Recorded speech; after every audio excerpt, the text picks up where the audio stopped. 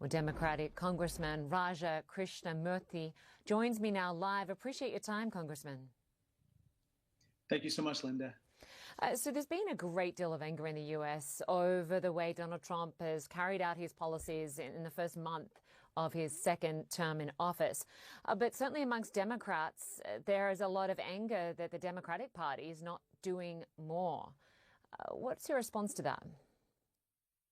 They're right. We need to do more. And right now, we're about to kind of enter the mother of all battles in terms of this reconciliation bill, which you probably already know about, but your viewers should be aware that basically the Republicans are planning $4.5 trillion in tax cuts for the wealthiest individuals in the country and the largest corporations.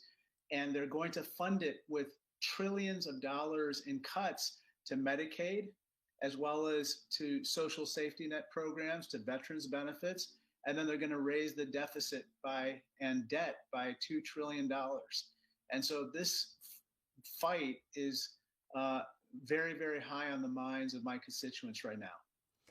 I want to ask you about this polling. CNN SSRS poll found that just 29% of voters view the Democratic Party favorably. An NBC poll found 27% said the same. These are the worst figures for the party since the 1990s. What is the plan for the Democratic Party? Why isn't it doing better? Well, I think that right now we have to do at least four things and make sure that we prevent, for instance, these Medicaid cuts from going into effect. The four things are: one, we have to lift up our voices even louder and stronger than they are right now, both inside Congress as well as outside Congress, working with various non-governmental groups and so forth.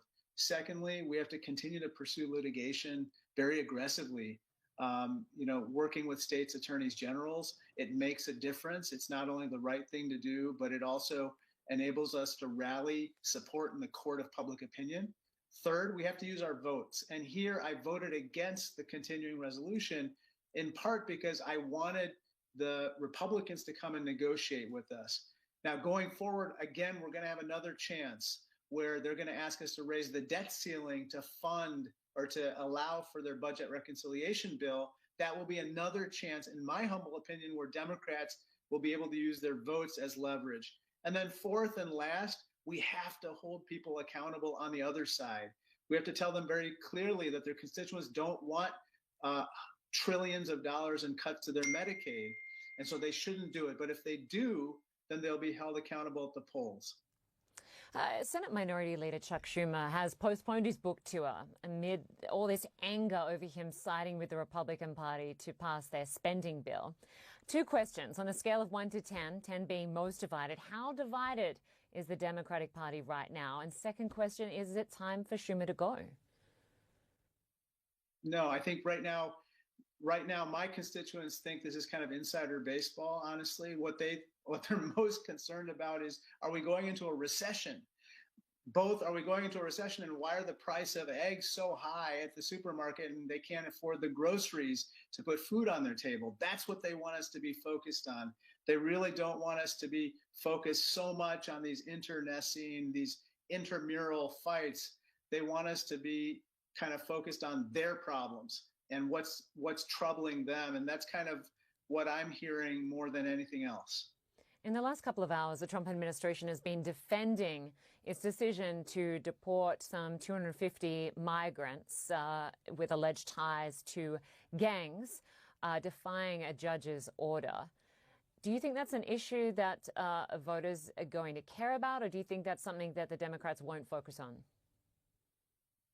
I think they care about that. I think that, look, we don't want thugs or criminals or anybody who commits violence who's here illegally to be in this country.